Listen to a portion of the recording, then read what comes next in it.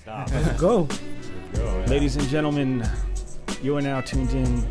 Wow, everyone's quiet all of a sudden. Moment of silence. Illcap's in the building. One of the coolest dudes on the planet. One of the only dudes that I could actually rely on this planet and call and know he's there, dude. One fucking brother, man. And I got my brother here, so actually Illcap's more of a brother. No, I'm just kidding. After it's over, you guys know what you gotta do. Right. Off each other. And WWF. I got Mike in the house. What would Open Your Mind podcast be without Mike? What's up, everybody? How you doing? How you feeling? How's the rain treating you? Shit, we almost crashed. We almost canceled. Yeah, Splash. this show wasn't about to happen, but I couldn't stop it because there's too much dedication in the show, and I like to show my brother what's really going down. So thank you for tuning in. And if you're listening to this show, you know, you don't have to listen to it staring at the screen on YouTube. You can go to work and play it, man. You don't have to sit and look at the screen. I had a couple of people tell me that, like, people are saying the show's too long. I'm like, well, you don't have to stare at the screen. It's when you drive to work, turn it on, you know? It's like an audio book. Yeah. Yeah, I would tell them to tune in more into some talk radio, like NPR. Nah, KPFK. tune into Open Your Minds podcast, man. No, but they will learn a lot, and they would appreciate that. Hey, I could listen to this on my way to work. I could listen. I could inform myself, and you know what? I'm not being distracted. I'm listening. My mind is opening up because they have a lot of interesting topics. Those are two of the radio stations that I No, would it's support. true because there'll be times where I'm like, all right, I'm in front of the computer, I'm listening to the podcast. That's what I do. And then I have to go take care of something and I got to dip out. So I just throw it on my phone and I'm listening to it. I'll be working on Photoshop or even scouring the internet, you know what I mean? Just have it open on its own window and have it minimized. Or I actually like looking at the visuals, so I'll split my screen into two, and then on one of them I'm just on Craigslist, you know, and like, you know what I'm saying? I love Craigslist. Yeah, Like, so me and Illcap, we go way back. I mean, I've known this guy for 2 years now. Oh, way back. That's a lot of time. That's a lot of time. No, but the 2 years that I known the dude, it was a trip because we're similar in so many ways, and we were just uncovering this. You know, I was at his pad the other day and talking about how we're the oldest of our own siblings. I'm the oldest of 8. You're the oldest of how many? 7. Wow, big families. Yeah, and it's tough being the oldest and being the male and having sisters and stuff, and it's a roller coaster.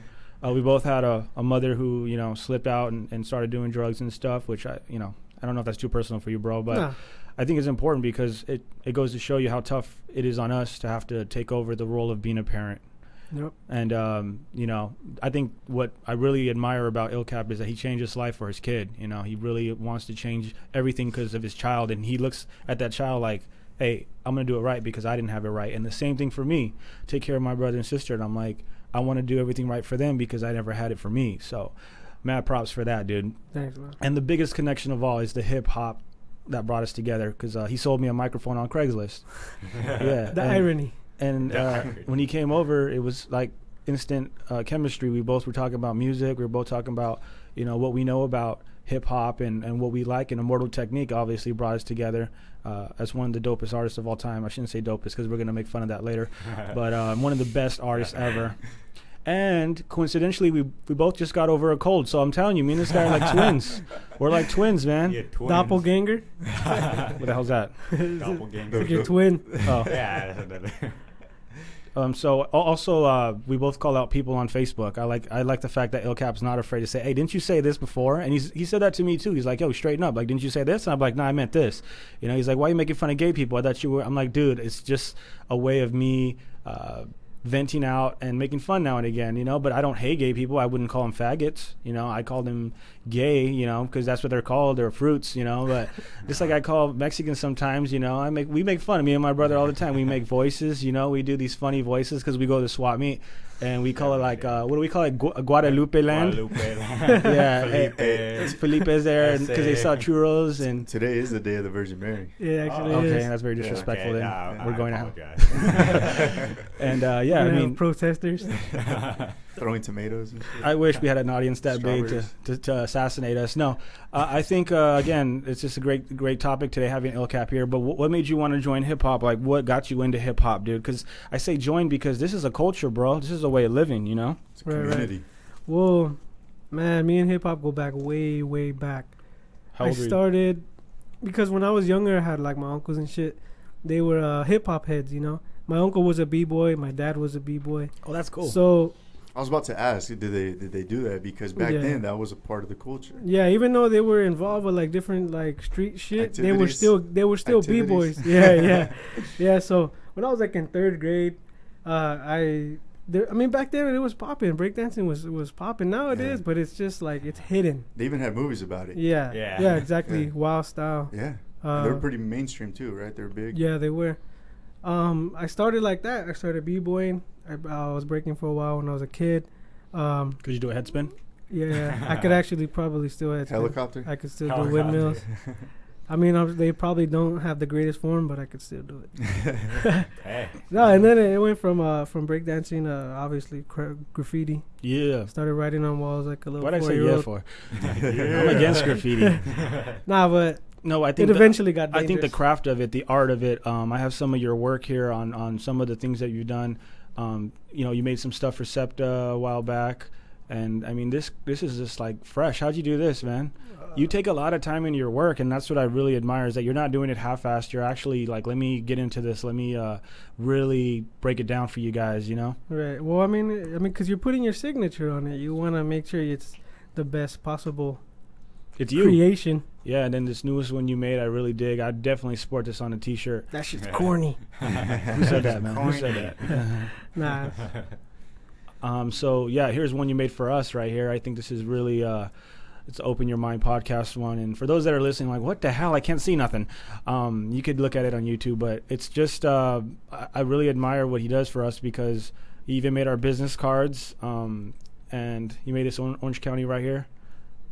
You know, I drew that with some little 99-cent store Crayolas when I was with my son because we have kind of like a little thing where we sit down as a family and just like draw, and he draws things. He tells me what to draw. He's actually pretty good now. Let's draw graffiti, son. Let me take it to a wall. Spray paint. No, he understands that graffiti is a crime, even though he's small. He's a smart kid. He understands graffiti is a crime, and if he were ever to do something, he'd go to jail. But he also sees there's an art to it as well. I'm sure he also sees you do it on T-shirts, on paper, where you could actually get, Exactly. He's never seen me spray a wall. So, so that's the beauty of it too, because then it makes him a little entrepreneur too. You know. He's like, no, hey, definitely. Well, what do you say about it at school? He's questioning his teacher. Remember? Yeah, he questioned his teacher. My son's not that big, dude. He's 7 years old. He asked his teacher, "Who made us?" And she obviously responded, "Well, God." And he's all like, "No. Before that, who made God?"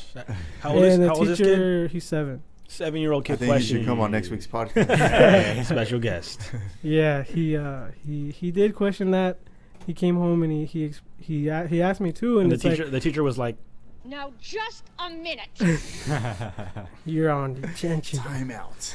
Go to the corner. Go to the red. No, his teacher, she's actually pretty. I would say she's pretty open-minded. She understands. But she was like, "Damn, this kid is like mind-blowing. He's questioning the creator of who made us." I think she was more afraid of trying to answer what he was asking. The problem is that they really can't, because then you could go and, why are you teaching my son about God? Exactly. So it could. But just from what you're saying, I mean, his thinking level is on some Plato, Socrates, some ancient philosophers. Yeah. I mean, those are questions that real minds ask. They're not like, oh, did you vote for American Idol? You know what I mean? Like, they're asking real things. They're asking their teachers. And they're coming to their teacher, which is a good thing because the name itself, teacher, so that's awesome, man. And I mean, me and my wife, we're pretty when it comes to religion and all that, we don't really press it on him. Yeah. My mother-in-law, she's Catholic, but she doesn't push it on us or no one else in the family. What about your family? Were you ever influenced by religion? When I was younger, my aunts were Jehovah's Witnesses when I was younger, but then they converted to Christianity. I don't know exactly why, how. I was obviously I was scared as a kid, like, if I steal, I'm gonna go to hell. Yeah. Going to flames. I'm gonna burn for eternity. But he loves you. And how did you, George Carlin? How did you sponsor? How did you break out of that shell? Because I find it fascinating how blunt you are about religion. I remember we got in some debates of and we're going to talk about this next week, by the way, on another show. But just real quick, your perspective, what made you really break out of that, cycle of I've been trained to think this way? Education, right? Education, questioning things. I mean, it's because like as humans, we want answers. Yeah. Why did this happen? why is this occurring? Mm-hmm. And I mean, I went through some pretty tough stuff in my life, and then you've been taught, we'll pray, and God is gonna answer your prayers. And at one point in my life, I prayed and prayed and prayed and prayed, and nothing ever happened. Got tired of knocking in the lottery numbers. And then, I wish. I just need. Well, what did you want though? What were you praying for? Like Mike just said, were you wanting money? Because everyone, that's the first thing they pray for. Definitely. I used to pray. You have 3 wishes. Yeah, I used to pray in my backyard at my grandpa's house, and I'd be like, God, just please send me a Sega Genesis. That's all I want. I want to make my cousins jealous because they have a Sega Genesis. Yeah, I never prayed for material things. It was just what was it? Stress, man. Mental things that were going on in my home. I was like, come on, give me one prayer. Because I prayed for a million things. When I was younger, I prayed that my mom would stop getting beat. You know what I'm saying? Wow. And it was like next subject. Okay, I was a little, but but it taught me to take flight. You know what I'm saying? After I got tired of it, I said, all right, cool. Yeah, that's happening now, but I'm gonna catch you in the long run. As soon as I started getting older, I'm like, cool. And that's traumatizing for you to see as a youngster. You know, and a lot of kids, they grow up seeing that and they think it's normal, so then they repeat, you know. Exactly. Copy and paste. Yeah, that I could relate to that with family members. But yeah, man, that's definitely tough. You know, I mean, that's definitely molded your mind. But as far as like religion, did you ever pursue it on your own, or did you ever want to go out of your way to like become a pastor or a preacher or anything like that? I wouldn't say I pursued it to be a pastor and thing, but I did pursue it at one point. I think a lot of people do, man. Once you hit rock bottom, I feel like a lot of people are like, I need help. I need mental, spiritual help. And then when you got people in your family, they're like, watch, come here. And they start showing you, read the scripture. And you're like, oh, you know, you start reading. And you're like, oh, that applies to me, you know. I hate to say it, but it is kind of like reprogramming your mind. Yeah, because you get into that mode and you're like, all right, the only way for this to stop happening is Jesus or God, whatever it is that you're. For people that don't know what reprogramming is, you know, you really need to know what computers are in order to understand what we're talking about. People, reprogramming, what are you talking about? I mean, this isn't a cult. This is a good thing. It's more about our brains and how we develop. And if you're developed in trauma like Illcap has, that's a good way to restore the pain by saying something magical can happen that can change it all. Is it true or not? That's the mystery of life, you know. And I don't like to demonize it because I think it is good for people. No, that's great. You know, we have 6 billion people on this planet. Something needs to. I don't know, Lou. Are you counting all the illegals? It might be more. That was like last week's show, Mike. Let's get over that. So back to the beats, though, man. Where were you at when you made this beat, man? Why make beats, man? Because they're hard as fuck. It's like a I don't know, like an audio painting. Yes. You see it as like you got talent, bro. A picture. I mean, that's how I do it. I mean, I'm a sample-based producer. I mean, I could play a little bit, but I sample. What are your influences? Because when I hear this, I hear like that East Coast grimy, raw underground sound. That's what people tell me, and they're like, "Oh, you should be sounding like Dr. Dre." Nah. And I'm like, they're like, "I thought you were like." I had a conversation with a Facebook friend the other day. He's like, "Oh, I thought you were from like New York," and I'm like, "What do you mean?" He's like, "Oh, because the way your beats sound, I thought you should be sounding like Dre or something." And I'm like. That's honestly, a stereotype. It's a stereotype. Yeah. The East, man, the East Coast. I love those beats. Yeah. I every beat the one that I really liked lately was that Border Patrol one. I really liked that one just because we were on the topic of immigration is a hot topic, and personally, you know, I was just like, man, this beat is hard, and a lot of the beats that you put out honestly is more like my style, like of hip hop or underground, because a lot of other dudes like I do collab with, but a lot of times it's just. Their influences are a lot different. You know, they might use more like electronic stuff or techno or other Trappy. Elements. This guy is like he's like a mirror of me because I love almost every one of his beats. I say 99% of them I love. I would Sometimes agree. he gets into some lovey-dovey stuff, and I'm like, yo, that's more like for the oldies. R&B. Oldies. No, I'm just kidding. He doesn't do that, but you know, I helped create Illcap, and he helped create Open Your Mind podcast. So we're like, he's a founder, bro. He's a founder, and I'm a founder. I'm like Dre, and he's like Eminem because I felt like, you know, I was telling him, yo, make a Facebook, make your beats on SoundCloud, and people might pick them up, and they might want to buy them, you know. And suddenly this cat's making money. Suddenly this cat's doing things that I'm so proud of. You know, I'd love to see this guy rich off his beats. You're convincing him to sell you things that he purchased. Exactly. And I think he's got a talent, man, that I've never seen before. And I think he's at that level where he realizes what hip hop is. You know, you got a lot of beats now by. I was listening to Drake on the radio the other day, and I'm like, this stuff sounds more like dance music. You know, it's clubbish. It's not that boom bat like pop. Banging that. You know. You know something I want to touch on that just because it's on the Drake, but you know he just got his shoulder dislocated by Diddy. I heard that. But it's so funny that he's in the club and Diddy's, you know, he's trying to punk Drake. But when Pac was out here like talking like all this, yeah, it's just like it's so funny to me. You know what I mean? But I just had to throw in my 2 cents on that. No, I mean that's being a bully. Yeah, that's being a bully. Like, you mean bully? He was mad because they both got a beat, and Drake waited for him 8 months to get on the beat, and he didn't. Yeah, that's some stupid shit. That's what that's the story. Have you ever had any issues with local artists or people where they just come at you the wrong way? You know, where you're actually going inconveniencing yourself to make them a hot dope beat in your eyes, and like where they're just like rushing you or they don't want to pay, they want shit for free. When it honestly, nah. I talked to most of my clients. They email you 3 times trying to get 3 different beats.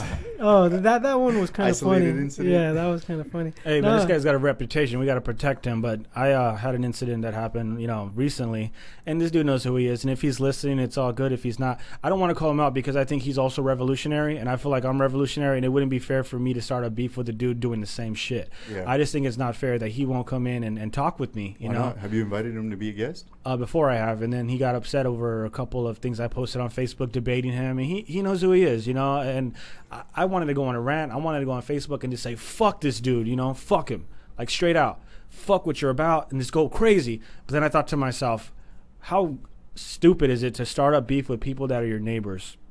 How stupid is it to start beef with people that are on the same page as you? You just have differences. It's not the smartest thing to do. So I kept my mouth closed, even though I wanted to pop off so bad. I'm like, who am I to start up drama, dude? Who am I?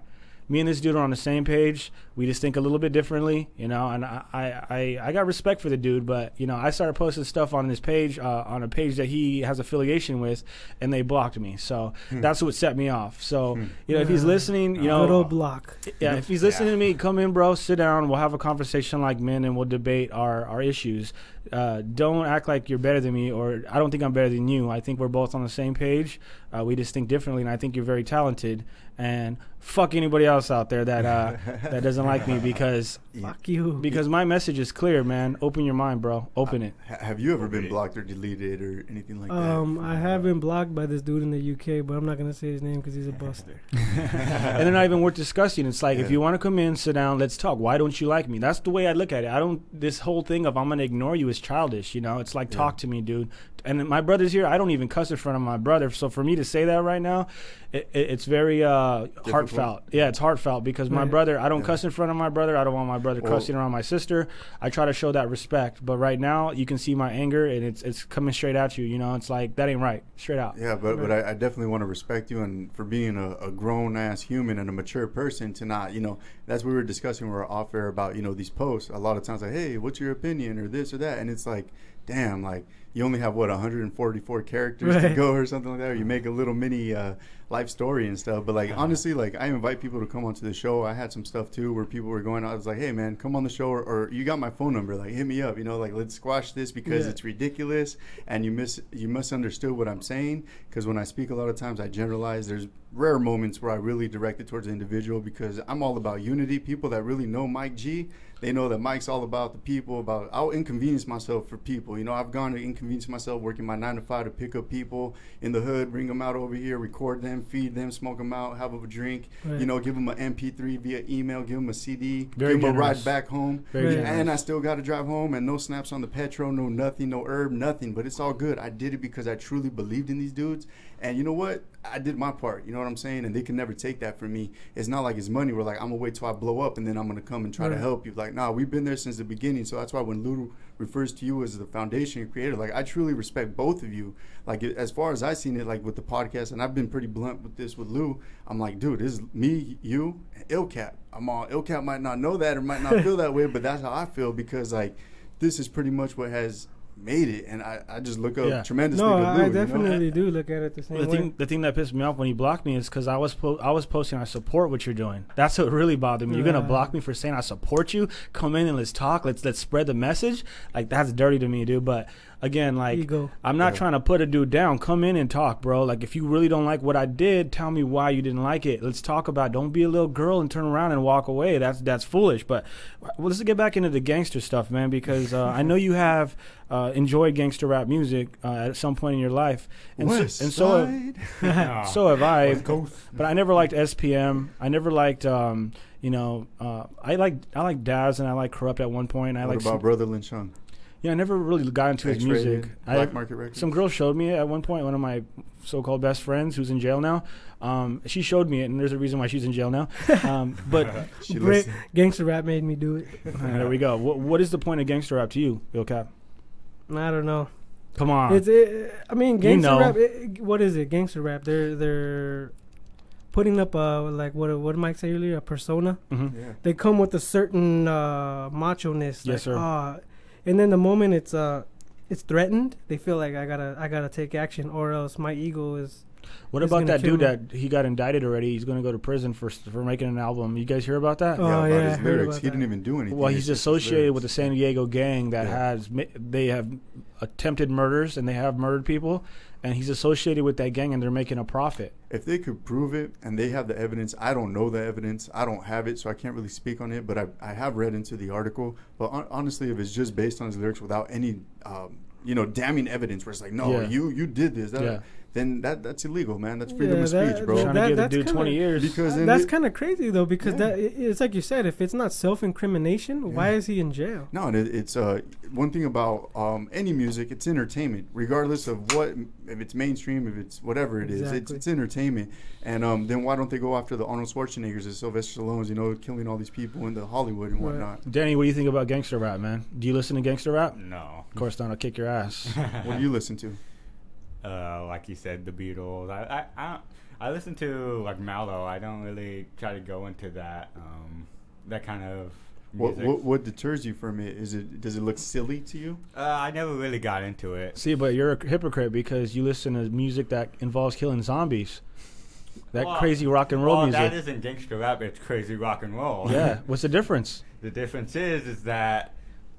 I think the difference is that it's not real. Like gangster rap, they actually say F the police, they say F this gang, we're from this gang, they throw up their gang signs, and that's targeting a certain group of people. Like right now, I could have targeted a dude right now by calling him out by his name, calling out by his affiliation, saying meet me over here, I got this weapon and it's waiting for you. Pointless. It's pointless because he can off me or I can off him, and we're on the same tip, we're on the same thing, we're trying to do the same exact thing, except he for some reason doesn't like the fact that I called him out on a specific thing on Facebook because he has a reputation. It's like, bro, if I'm saying something, Illcap's going to check me like, yo, why'd you say this if you're about this? Mike the same way. Like, I want to be called out if I'm saying something that's hypocritical. And I do the same thing with Mike. I'm like, Mike, don't just say people, bro. Who are you talking about? Don't generalize.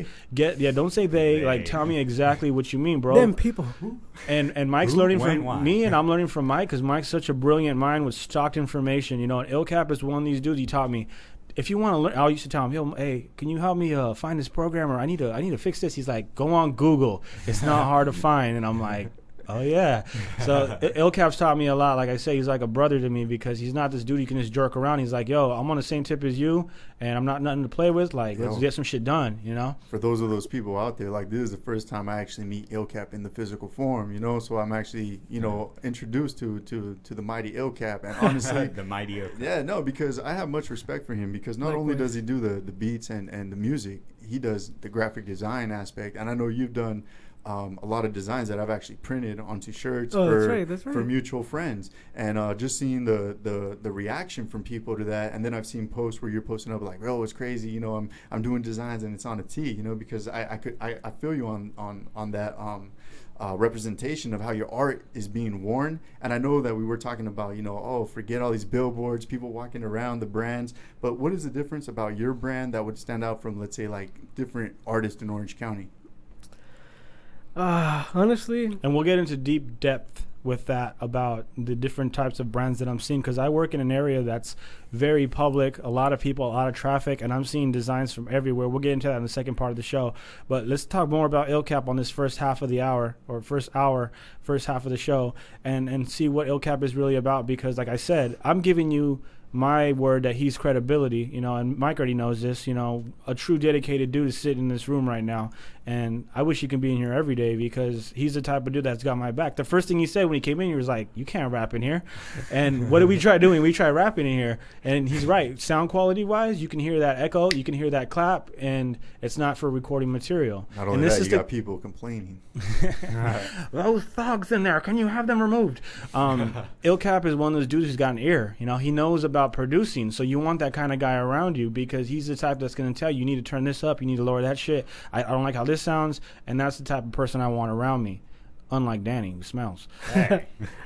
Smell for a purpose. So what is Illcap about, man? What makes you different? Now, I'm going to answer this question for him. What he offers is fucking, he's there for you. He's going to give you that quality, and if you need something fixed, he'll fix it for you. If you need some production done, if you need some, what is it called? When you clear it up and master it. He'll master it for you. He'll take the time. Unlike that post we read on Facebook about a dude who's like, yeah, you know, I'm doing this on the side. I can help you master, but it ain't gonna come out perfect. You know, I do this for extra money. You know, if you want it better done, I suggest you go somewhere else. But you know how it is. You know, give it a thumbs up. This is coming from a business. This is coming from like some dude on the streets. Yeah, like some hip hop head. You know, and they piss me off because they're half-assed. That's the thing. You know, like it's music. It's supposed to be self-expression, right? You're supposed to be unique with it. Yeah. If you sound like every other freaking person on the planet, then how are you supposed to stand out? You know, when I make beats, I don't know, man. You put time, bro. I mean, not only apart from the time, I think I visualize it a little bit different. I just like a story in your mind, or it's exactly that. Like if I think like, oh, somebody tells me I want a beat that sounds like, you know, smashing, and they start describing it in a whole other fashion. I'll just be like, let's see, that I don't know. Like I'll think of something like, let's say Godzilla. Mm-hmm. If you pictured a beat that made you think of Godzilla, what do you hear? Like you hear all kinds of shit. It's crazy. I just kind of like try to visualize it as it's already painted. Okay. Pre-production, I guess. Cool. Godzilla. How long you been beat making? I want to say like 3.5 years. 3.5 years? Yeah. Cool. And I see that you're kind of old school with your tactics. You do use records? Yeah. Okay, because a lot of these cats are just strictly digital, right? A lot of times people go on YouTube. This is your chance, Illcap. This is your chance to just unleash on these motherfuckers. But no, I know you don't want to. You got customers, you got people that are trying to be like you, and there's those that are saying, yeah, you need to change this up and you need to change that because that's not the way to pull in a crowd. And even though you already got your own audience and you're making that money and you're doing what you got to do to be Illcap, you know, and that, again, he's genuine. He's his own artist, and he's there for you if you're about it, if you're about that money and paying a good price. Not even expensive either. It's like and that's cheap. the thing. I'm open. You know what I mean? Like I do have set prices. Yeah. But if someone comes to me and they're like, hey, you know what, dude, I really like that beat. I know you're asking just $200 for exclusive rights, but I have this. I got this in an iPod. Yeah, obviously I'm not going to say like, well, I'm not going to shortchange myself. You're trying to give me $10 for an exclusive beat, then you're crazy. Of course. I'm going to like the low ballers on Craigslist? It's exactly that. So who are some of the artists that you dig that actually inspired you to make hip-hop? Because you said you used to break dance and do head spins and stuff. But what about like the artists that inspired you to be Illcap? Besides me, who was some of the people that, you know, really got you into making beats? Oh, man. There's so many to name. Just give me one. Top 3. Top 3? Top 5. All right, Dan, I don't know if you ever heard of Arabian Night. He's worked with Jizza. Arabian Night, yeah. Sounds like Aladdin. Did that come from the Aladdin? I don't know. Him. There's this dude, he's not even, I mean, he's famous online, but if you ever heard of Too Deep, that dude, Is he too deep? Back to the hotel. Super sick. Yeah, I forgot about that guy. Yeah, man. I mean, there's so many. It's just hard to say in general because your influence comes from 1,000 different. Everybody places. says Jay Dilla. Yeah, I remember one. Everybody. I mean, of course we love Dilla. Everybody does, but it doesn't mean you have to sound exactly like him. And that's what I see a lot. Like everybody wants that like certain old school sound, which is it's cool. Yeah, it's cool. But you don't have to. Style. It's like I've heard producers online that sound exactly like Dilla, and I'm like, damn, that's crazy. Like that's not even you. It's like when you when you rap, you use your own voice, right? You the way you walk, the way you talk, all that shit. Unless that's how it is. It's, yeah, that's what it should be in the music. It should just be you. Yes, sir. We got, I think, Young Summit's on the phone. What up, dude? What's going on? Yo, man, what up, man? It's Young Summit up in this mother. Hey, man, you're chilling right now with DJ Lou, Illcap on the track, fucking Mike G, and my little brother Danny. Yeah, what's good, man? Oh, Long time. What's up, man? What's good, man? Long time no here, man. I'm proud to hear all you guys, man. I love this fake Kevin we're hearing right now. Yo, man, what's good, dog? Yo, Over here hustling, dog. I feel like I'm speaking to Johnny right now. Now that's the real Kevin right there, the goofball. That's the Kevin I love right there, not the fucking fake I'm a gangster one. My name is DJ Lou Teddy, man. That's the Kevin I love right there, the real one, the one that's a goofball. Hey, man, so what's up, man? How you guys been, man? What are we doing today on the show? What's the topic about? Oh, I hate when people call and they don't know what the fuck's going It's on. about hip hop, bro. You still writing, right? Yeah, I'm still writing. Still writing beats and all that. Still doing music. Hey, can you kick us a little verse for Illcap? Because Illcap's trying to sign people to his record label. We want to know if you got what it takes. Can you kick us a verse real fast?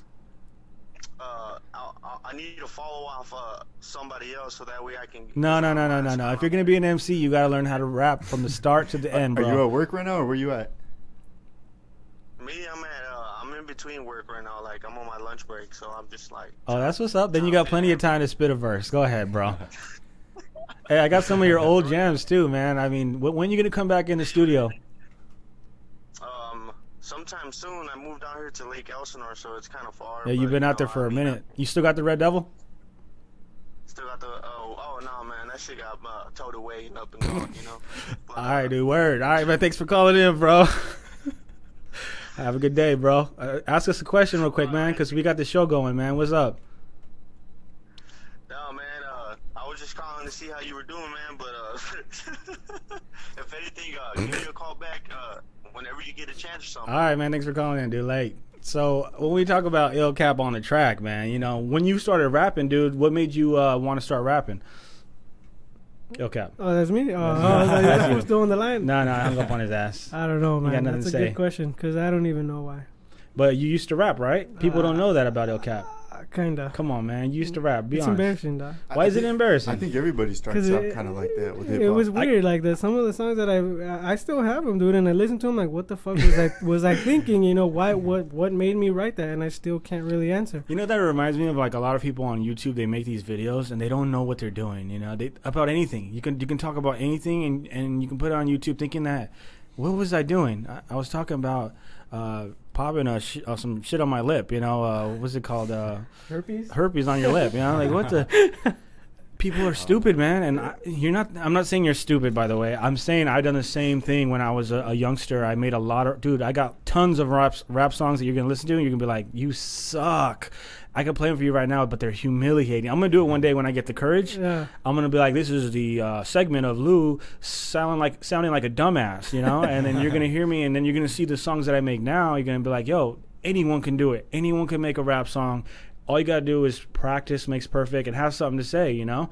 But it's funny, you can go back and listen to yourself and laugh at your own self. But you'll see improvements too. You Right. know, like you could definitely see improvements. And, you know, you might be like, oh, you know, back then, like, I know for sure I stopped for a while because I realized that back then people they just weren't ready for it because all the feedback I was getting, people were just like, damn, Mike, like, you okay? Like, are you all right? But like you told me, Mike, you know? will they ever be ready for it? But the thing is that there's a time and a place for every discussion, every album. So that's how I'd rebuttal that, you know. And the thing is, it wasn't the time and the place yet, you know, because people still hadn't gone through the 2008 meltdown of the market. It was still like 02, 01. You were saying a lot of stuff like Ron Paul before it happened. You were calling it out, and it happened, dude. And people were calling me like crazy, like, "Yo, Mike, you crazy." But it never stopped me from writing. Personally, I like freestyling. Like, freestyling's been my thing. Like, I love to just get in a cypher, hit up parties. But the thing is, like, a lot of people get butthurt. Like, if you take a little jab or, you know, hip hop is competition. It's competition. It's competition, you know. And I hate. How do you feel about like people saying they're the best or they're the king or they're the god? I don't know. I don't know. Like, that's They're kind of crazy. stupid because corny? it's corny because. At the same, everybody has a different preference in music. Yeah, for sure. Hip hop has like 1,000 different subgenres. What about the word real? Real. That's a good one. Are you real? Are you real? What is real? Because to one person you're real, the next person you're fake as shit. Yeah. That's it. Like you were saying earlier about your the design that you made. Hey, this is my design. I like it. I dig it. It's awesome to me. You know, you use a different word called dope, which I want to talk about in the next segment. Heroin, crack cocaine. Are these people out of their skulls to say that they're real? Like The Game. He's a perfect example. You know, I remember one of his verses is like, God's got to let me in heaven. All the dirt I've been through. It's like, have you listened to your lyrics, dude? Like, everything you talk about is doing drugs, finding women, gang banging, representing the Bloods. Like, what do you think is the admission to be into heaven? Do you think all those things fit that criteria? Because it sounds like you're a dumbass. No, not really. I mean, if I was in charge, he's really crazy, right? The Game. Can you elaborate on your feelings of The Game? No, I don't know. I haven't listened to The Game in a long ass time. You listened to The Game. I used to love The Game, to be honest. He turned me off when he started going at 50 Cent and G Unit so hard. But again, like the whole touch on Beef as well, because Beef is huge in the hip hop community. It sells records, but sometimes, you know, people take that shit to the streets. Some people don't, you know. And like, I feel like the definition of studio gangsters, like a lot of these dudes are studio gangsters unless they're mobbing like 20 deep with a gun. Kevin, what's your definition of the word gangster? Since you keep calling in. Gangster is just somebody that's out there gangbanging and dying for nothing, that doesn't have no meaning in anything in life. But what about you, bro? You're on record making songs talking about, you know, what was the crew you were running with, you know, back in the day. Anyway, you were involved in that. What made you change from that type of lyrics to changing to who you are now?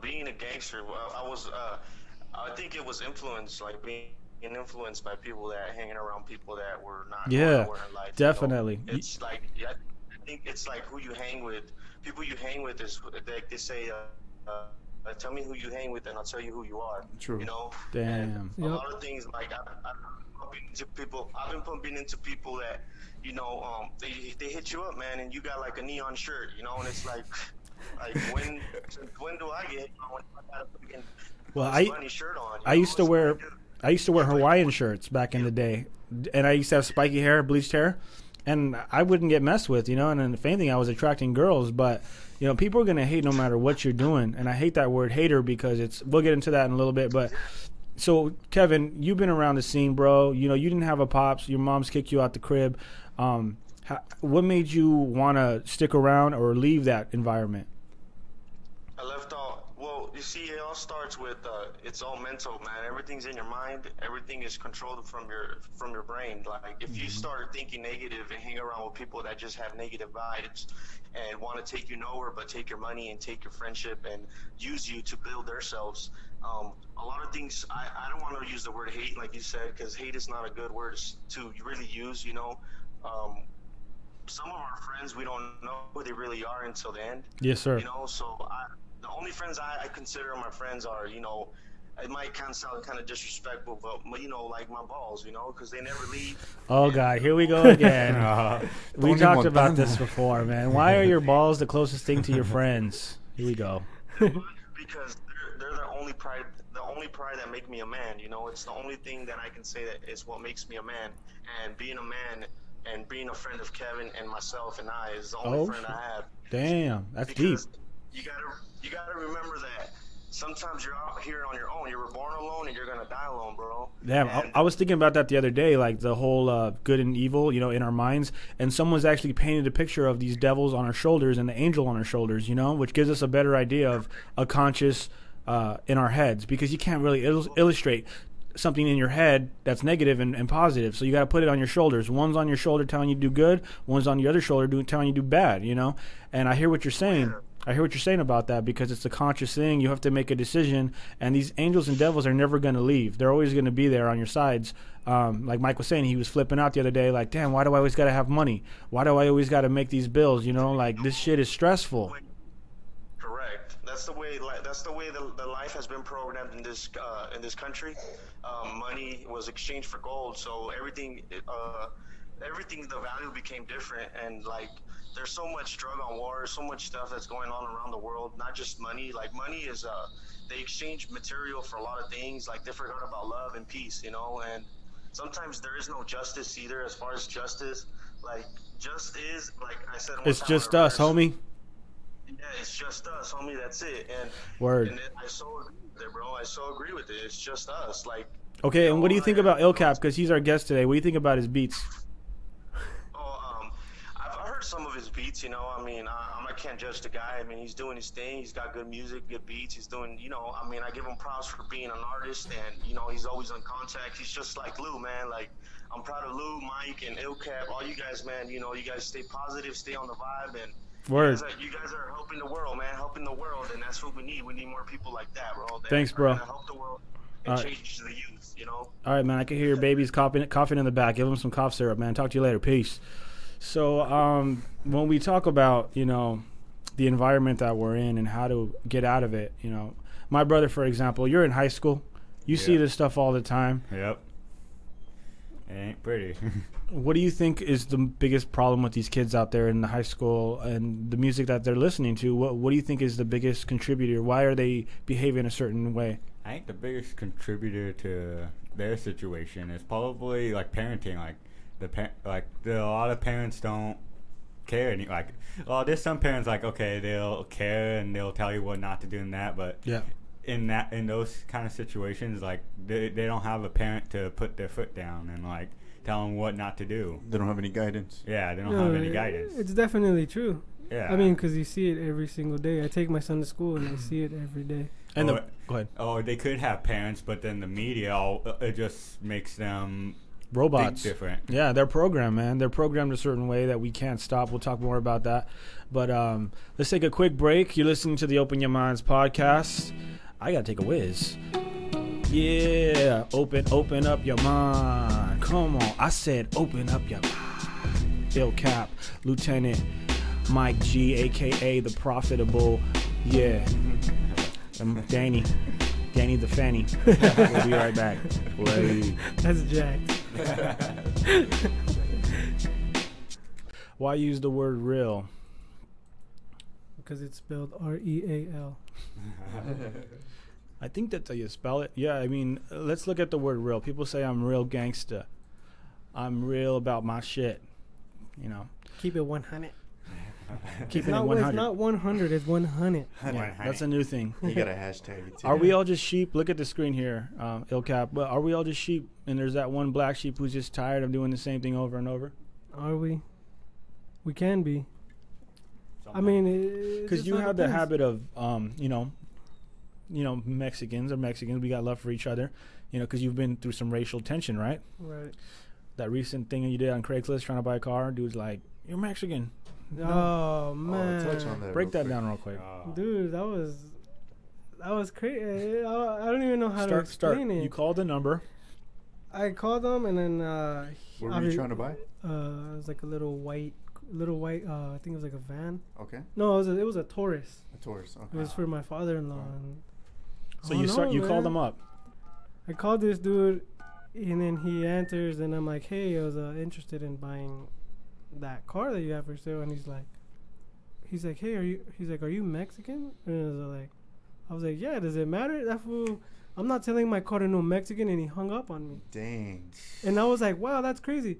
I didn't even know. I mean, I know racism exists, but not like that." Where was the car located? Your Belinda. Republicans, Nixon. Yeah, it's crazy because I tried explaining this to a lot of my family members, or even just people racism. Actually, there was a post where somebody was like, "It's 2014, racism doesn't exist." I was like, yeah, maybe in your little bubble in Irvine it doesn't, homie, but come up here to North County and LA and different parts, anywhere. It's just people. It's crazy to think people that haven't gone through that, they don't understand it. I mean, how did you feel at that moment? Did it make you... it kind of got me mad, but at the same time, I'm like, I don't know this. Do I really want to give this guy my money? I don't want to give you my money anyway. Yeah, I kind of felt like, okay, so how about... That just bruised the anger, the hatred that, continues to live on. When someone does that to someone, you feel like, F you, man. F all your kind. And you wanted to start a race war? F your kind. It's all about my kind.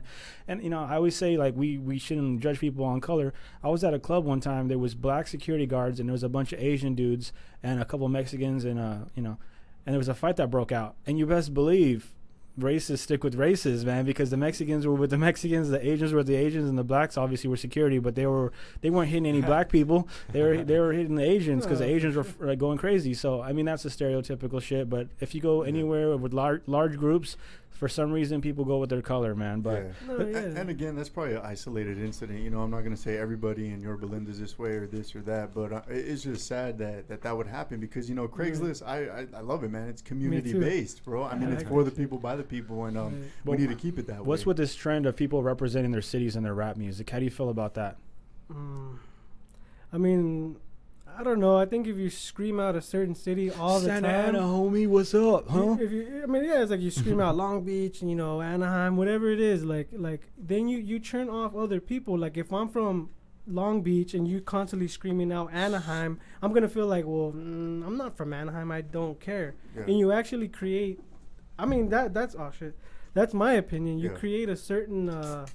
Like distance. Yeah, you do. You kind of. But are these guys like the education of a 2-year-old? Like, why not talk about something besides the county that you're in, marijuana, and just partying all day? Is there anything else you got to say, man, besides that? Exactly. That's what I'm saying. Like, everybody has a different story. Everybody grew up a certain way, went through certain things. No person is exactly the same. They might have similar stories, but they're not exactly the same. Why can't you just be you?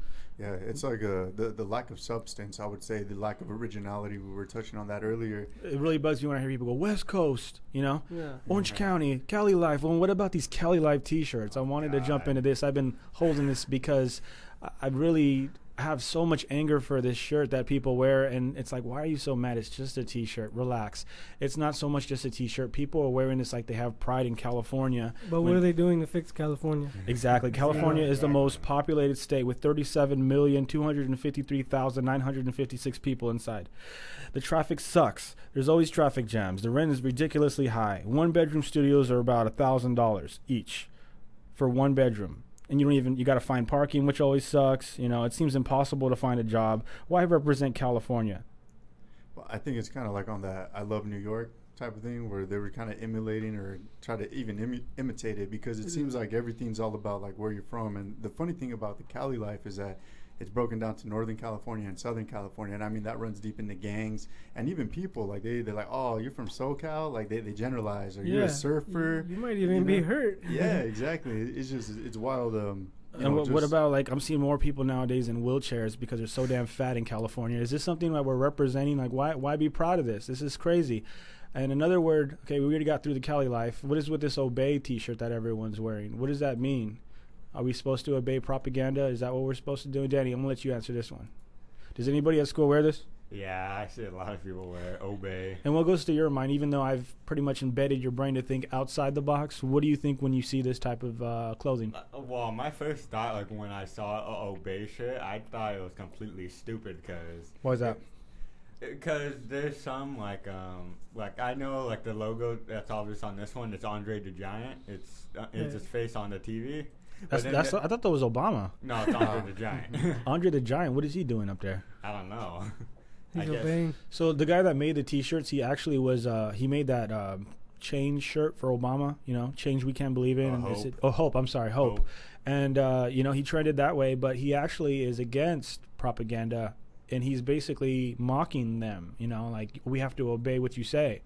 But that doesn't, for the idiot out there who's not educated in politics is not looking at obey as we're making fun of you. They're saying, you know, let's follow the trend and let's all obey. They're wearing something they don't know.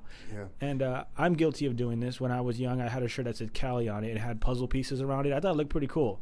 You know, it didn't say Cali Life though. It said Cali. So again, I mean, you live and learn. But the creator was underground too. Like, I mean, that guy started out with a stencil in the Wasn't East he Coast.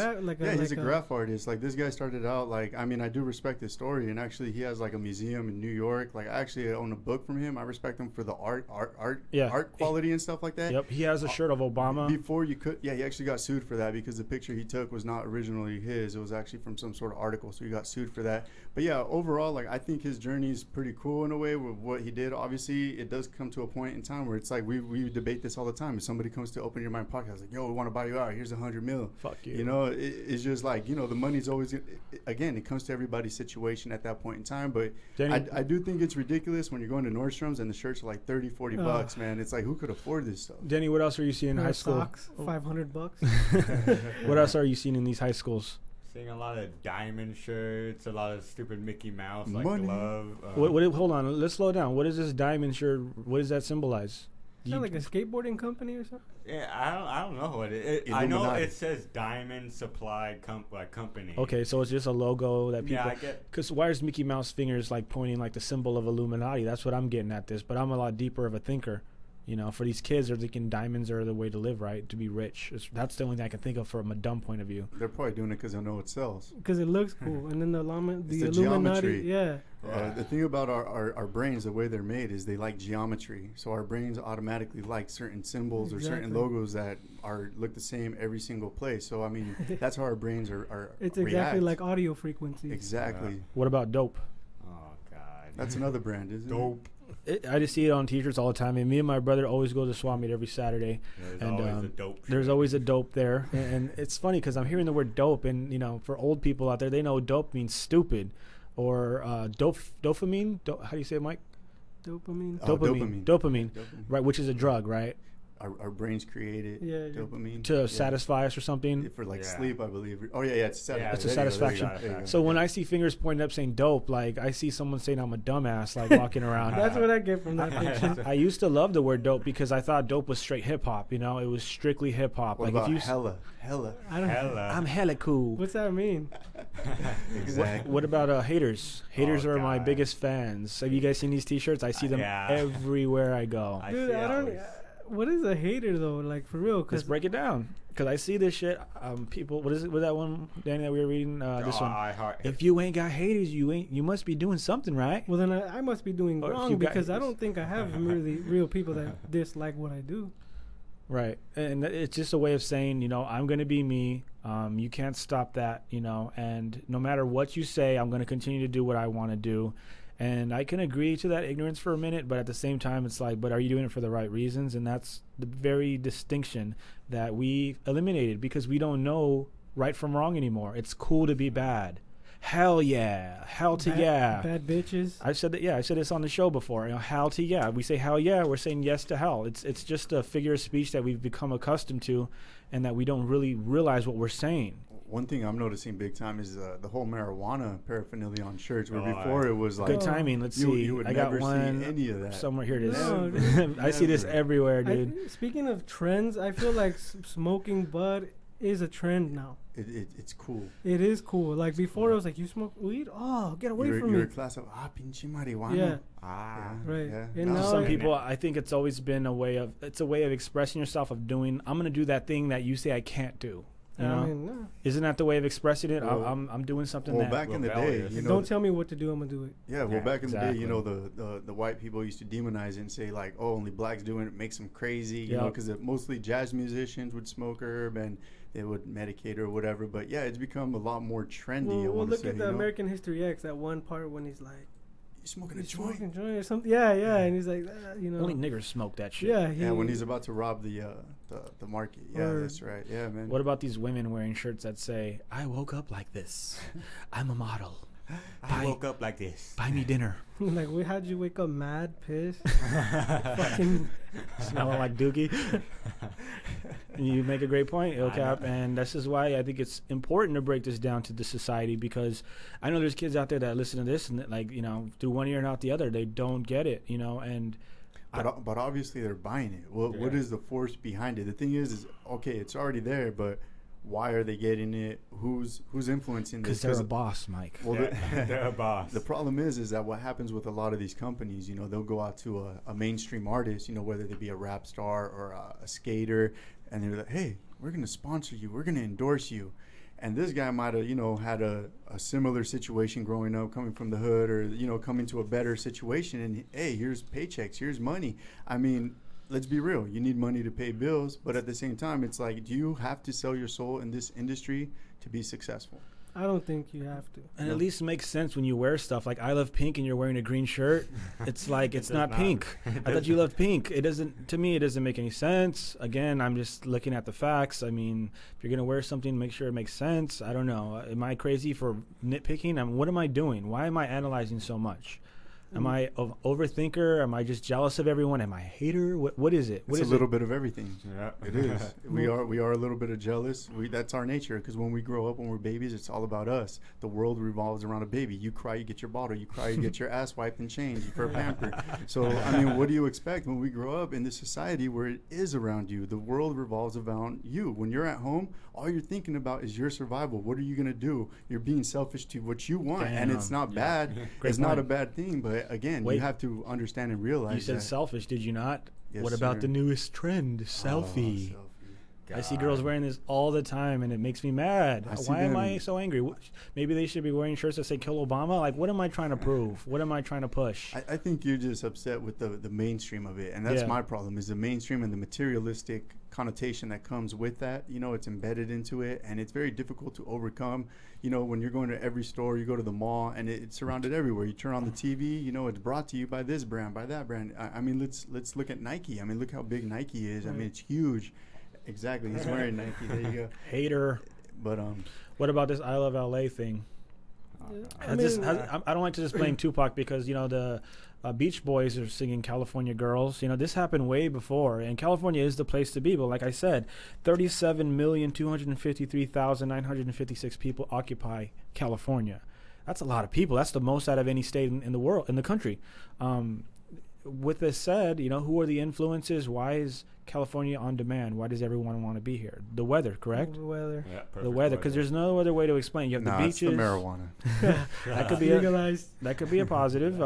It's the best weed in the world. The mountains, you know, you have the deserts. You have everything all rolled into one. You know, and you can go to the snow if you want, and drive up to Big Bear. Boom, there it is. But you know, let me just touch on something as we have this image up here. The original person behind that LA, I forget his exact name, but I know it's some like Mexican dude that had it. He was actually suing a lot of people, because the problem is, like, yeah, you might put something out dope, but somebody's just going to turn around and copy you. So now they affiliate you with something that wasn't your original artwork, but now, hey, you're a sellout, or you're this, or you're that.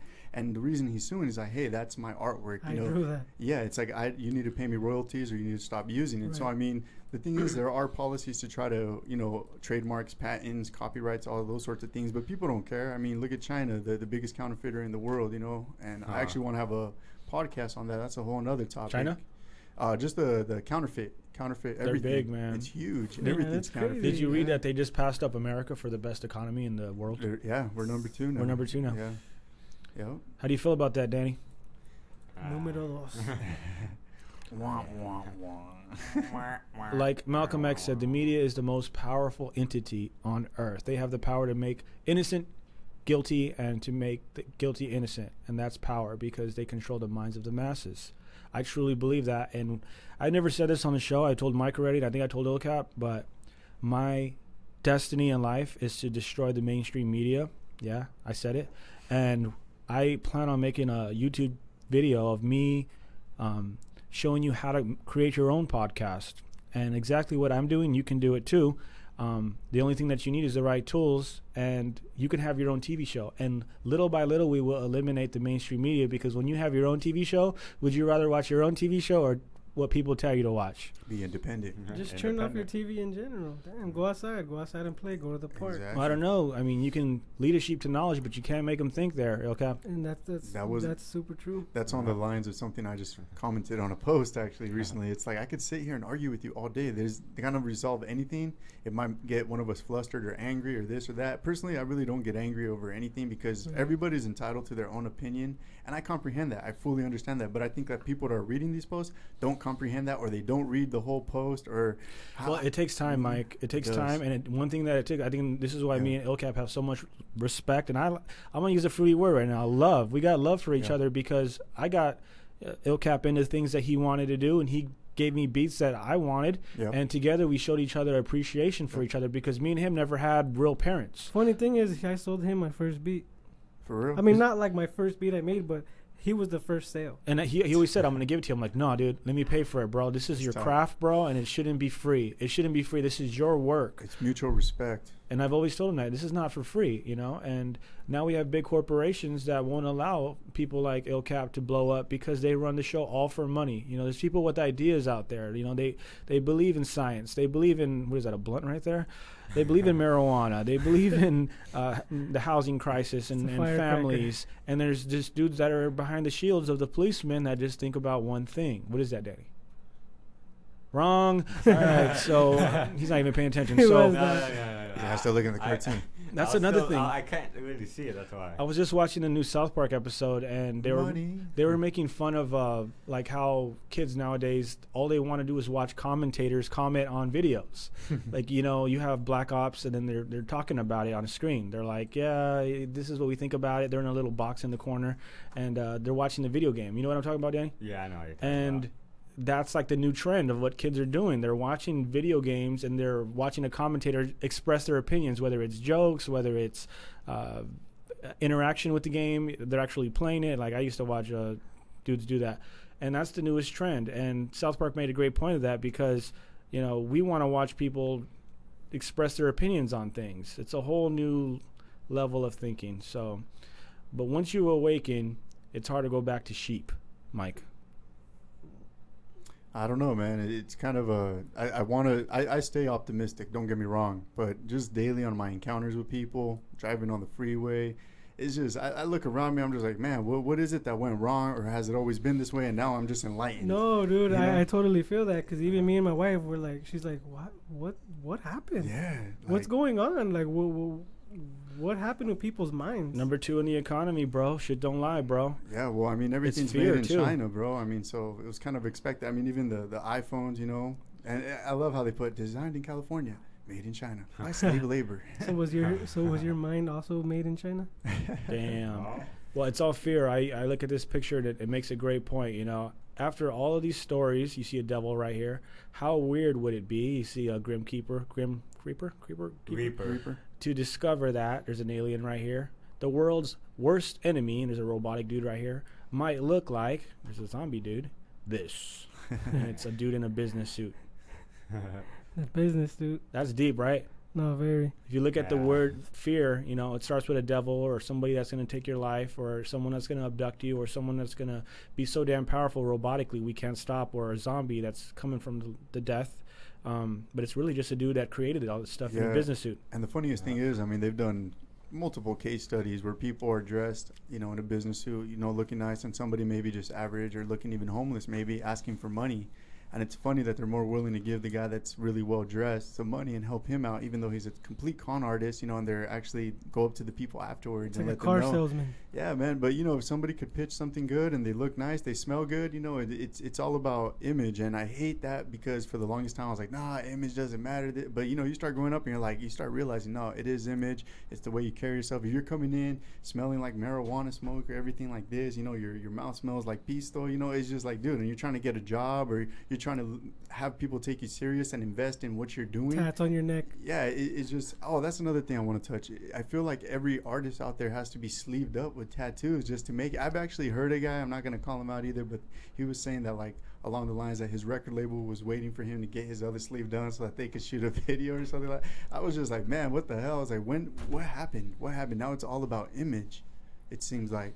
Because they're marketing the females. Video killed the radio star. That's one of the first music videos that they played on MTV, and it was so true because in the video, it's all about what you look like now. It's not about what your message is. No, you're definitely right because that dude that sung La Bamba, he was the greatest looking guy, and he had great music. And they made a remake of that movie, and it's a good looking model looking guy so that people can stay attracted to the video, I guess. I don't know. It is that imagery because even the other day one of my friends on Facebook, well, he's a friend in general, but he showed me this music. I don't know if you ever heard of Die Antwoord. The hell's that? It's like it's like a chick and a dude, and they're from I think Africa or South Africa or something, and their music is trippy as hell. But if you pay attention to the videos, it's it's weird. Google it when you have a chance, and you're gonna be like, what is this? People actually like this, and it's because they're attracted to it visually. Exactly. It's not really what they're hearing; it's what they're seeing, and they like it. Yeah. Eye candy.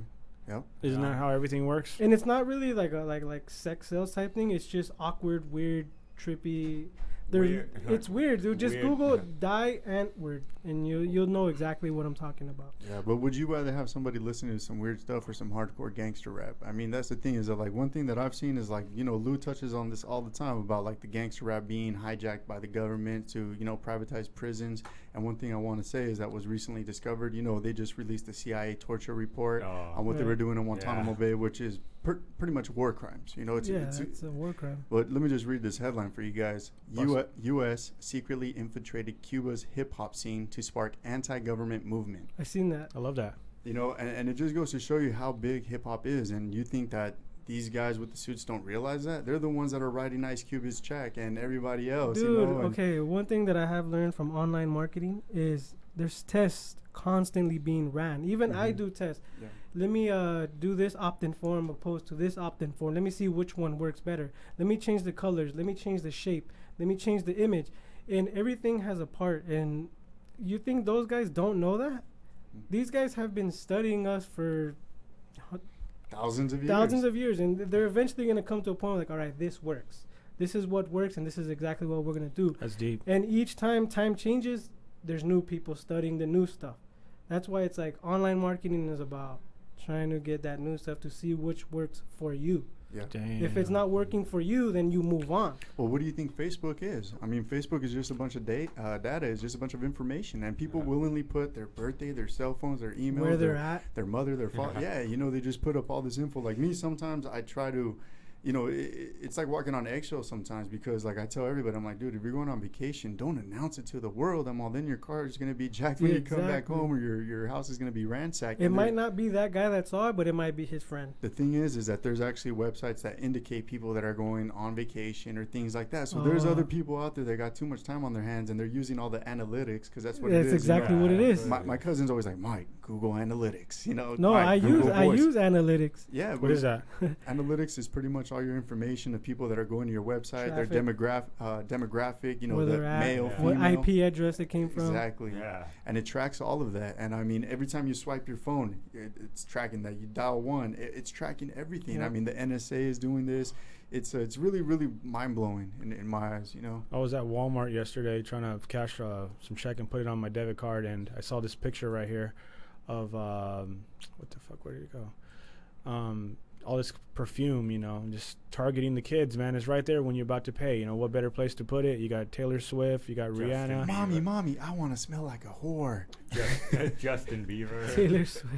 Usher, you know, all these guys that are on the radio. You know, I went to a theme park the other day, and they're playing music that little kids are dancing to. It's like, what the F is going on? No, you you're know? right, because the other day I was watching Nickelodeon. Well, obviously my son's right there. Yeah. And I guess they had like some kind of like kids award show. But guess who's singing some weird song? That Katy chick, Perry. was it Megan Trainor or something like Who the that? hell's That that? one that like I'm all about that baby. Oh, Oh. yeah. Okay, if you pay attention to that song, what is she talking about? Sex, pretty Yep. much. Why is she Her singing booty. that to a bunch of underage like kids are like 10? I question this often, and actually Lou showed a really good video where these girls are twerking in thongs and stuff, and then the camera shows the audience, and it's Little a bunch girls. of little girls and little kids, and this is like at a fair or something, Right. you know, and it's very. I mean, how do you react to that with your son? You know, like what do you try to explain at that point, or Here's what does you he ask got. questions? Here's what you got to do, Illcap. Whenever you go to something, you have to carry a phone with you with sound effects like me. And whenever you see something retarded, you have to push this button. Uh-oh, retard alert. Dude, that's fucking hilarious because my son has this new thing where if he feels you said something stupid, like he does it sometimes to my wife or me, he'll go like doo-doo-doo-doo-doo, and then he'll go retard alert. Like it's funny, you know, but like he's small, I know he doesn't understand certain things, but Yeah. he does. Yeah. You little Oh, dummy. Yeah, no, they're much smarter than people take them for, and I Right. always tell people, you know, you got to be careful. And I feel like kids these days are just ultra spoiled. I just feel like they get everything and beyond, and they're okay. Look, there's nothing wrong. Don't get me wrong. It's good. You know, you want to give your kids something you didn't have. You know, you grew up poor. You didn't have, that's great, but teach them why they're getting it. They earned it. Teach them to share. Exactly. Teach them, you know, what more than just giving them and promoting it, because then it seems like you're just buying love with gifts. And Yeah, that's what and they're that- gonna learn. That's all But they're gonna look up to. When Yeah. seen is believing, those who are programmed, what we see can influence what we believe. babies with iPads. Yeah, but that's the problem. They're Is that trying I to- don't believe what I see. Well, because you're a grown man. They're trying to eliminate the Beatles. They're trying to eliminate the who's a good artist? Come on, man. Hip hop. Positive, something positive, bro. Bob Bob Marley. Marley. Bob We think One of my alike. Great favorites. minds think alike. One of my favorites, bro. Who else? Come on. Who's the legendaries? Who's the legends out there, man? Cook them right now. We're right here on the show, bro. Who is it? Michael Jackson? Michael Jackson. Michael Jackson's one of the last dudes to talk about change the world. Doesn't matter if you're black or white. You know. And that's why they demonized him. They made him to look out like a pedophile. I don't know if he really was or not, but I really don't think all I could respect, like I said before, was like him as an artist. Like he was actually on the level, on the platform that was worldwide, that actually could change it, just like the Beatles. I mean, the Beatles were revolutionary. I mean, NWA was revolutionary in all the wrong ways. They were getting investigated by the FBI and things like that. You made a great point. What about Public Enemy? They are the ones that countered Fight the power. NWA, because I watched an interview on EZ. He's like, yeah, over there on the East Coast, they got to say something about that. But here on the West Coast, we got something to say, too. You almost sound like him. Say that again. I hate that You did that motherfucker. good. Hey, but basically, the TV is trying to get us to cheat on our spouses, to do drugs. Not marijuana. That's not a drug. Yeah, but back to the hip hop. That's what I when I hear hip hop, I think like Public Enemy, Right. Africa Bombata. Like I think of like that KRS-One Technique. And just think about that. When we think hip hop, we think of certain names like that. When these kids hear hip hop, they think Drake. It's like Little Drake. Wayne. Dude, I had an Lil Wayne. argument with my sister-in-law over it. She's like, Drake is hip hop, and I'm like, dude, I'm dead. This conversation is terminated. Get away from me. It's terminated. And here's what I want to express to all the people out there. Handle that. Yo, if I'm dead and you're watching this 10 years later, if you were brainwashed, would you have any idea? So that's the message I'd love to leave with you. Would you even notice if someone was... I've been lied to my whole life, dude. You know, I ain't going to get into specifics, The but... Tooth Fairy doesn't exist. Right? Santa Claus... Easter Bunny. Easter Bunny. Rainbow. What do you mean rainbow? A pot of gold. Rainbows are real? The pot of gold. Oh, the pot of Oh, I was gold. gonna say, wait. Let's The follow rainbows it. aren't real. Hey, there's gonna be rainbows out right now after the rain. So Leprechauns are real, dude. I got No, proof. that's a good image because if you think of if you were brainwashed, would you have any idea? We don't have any idea because The whole time you were talking, a leprechaun was. Leprechaun had to say something, but go ahead and bust no, that. you're right. Like you don't have any idea. We watch TV. We like certain rap music or it doesn't matter. And you're like, think about those guys that are like very sensitive with girls and they're like, I love you, and then you got chicks like, what are you talking about? You just want to hit it and quit it. Here's you the know? biggest thing, though. They repeat the same hook, and it's the same. Almost, they don't even flip the hook. It's like the same sentence over and over. Gotta go get me a bitch right now. Gotta go get me a bitch right now. And then the Gotta beat. go get me a bitch right and then now. you're saying the beat. Hey, Yeah, hey. that chant. It's not. It's constant repetitiveness. So then you go home and you're driving your car. You're like, gotta go get that bitch right now. Damn it. You're repeating it It registers in the subconscious mind. because they constantly repeat the same sentence. It's not even like unique. No, you're right because trip on it. I've listened to like top marketer audio books, and they're like, repeat this. I have a millionaire mind. I have a millionaire mind, and it's like you're just like That's deep. It does register in the subconscious mind, and people don't realize it. Yeah, because your mind is the real property you actually own. Be careful who you rent it to. Dang. Sorry, Mike. Go ahead. No, it's just it's a complicated issue because again, I don't really try to go and push others and tell them really what they need to do because I don't know what works for them, what doesn't work for them. You know, like again, like I could tell you all day, you can listen to this podcast and go in one ear out the other. Other people have approached me with like, hey Mike, yo man, you really made me, you know, my thought process change a little bit, or hey, you know what, you should do this, or hey, I don't agree with you, which I welcome all of that criticism, But it's constructive super important. criticism. It's super important, Mike, because they're doing this. They're at the Black Fridays, but bro. again, but you're saying they. You're using the same word you say you don't like. So the thing is like people. Here I they know, are. People, yeah, but I don't know any of those people, bro. That might be staged by the media. I can't believe everything I see. That's my problem. Is that you say you think too much, so do I. I think of that, like the whole Ferguson thing with the media.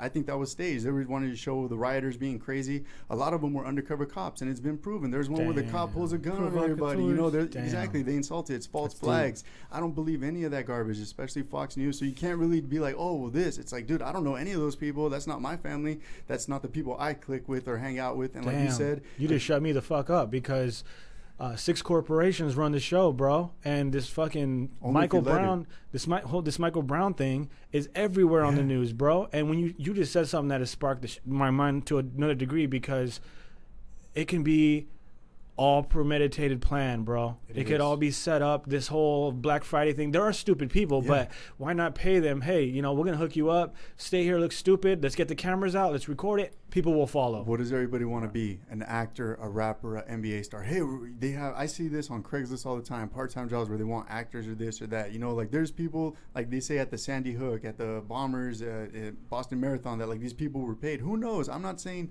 it wasn't, but there's a possibility, and that's why when I see certain things, I question it to the max. Like I've always told you, I break it down to a molecule. Who's behind this? Who paid for it? What's their agenda? Who do they vote for? Who are their parents? Who do they donate money? Where do they get their money? Was it stolen? Was it worked for hard? Like you got to start. And I try to explain this to my mother, and sometimes I'm like, yeah, Mom, I know I think too much in depth, but that's what I think when I'm seeing this image, and I explain my point of view to her, and she just kind of looks at me and something sparks in her brain, just like with Lou, and she's like, you might have a point. And that's all I want, because when I get that little bit, instead of trying to force all this stuff on people, just that little bit to marinate on, they're like, wow, Mike just made me think in a different light. It's that one little seed that you that's plant. all that matters. It's the basis of the show. It's called Open Your Mind. And that's what I love. When you look at something, are you like already agreeing with it? Are you questioning it, going, wait a second, let's back up a little bit and let's think about this? Because you must first realize the prison of your mind before you can escape it.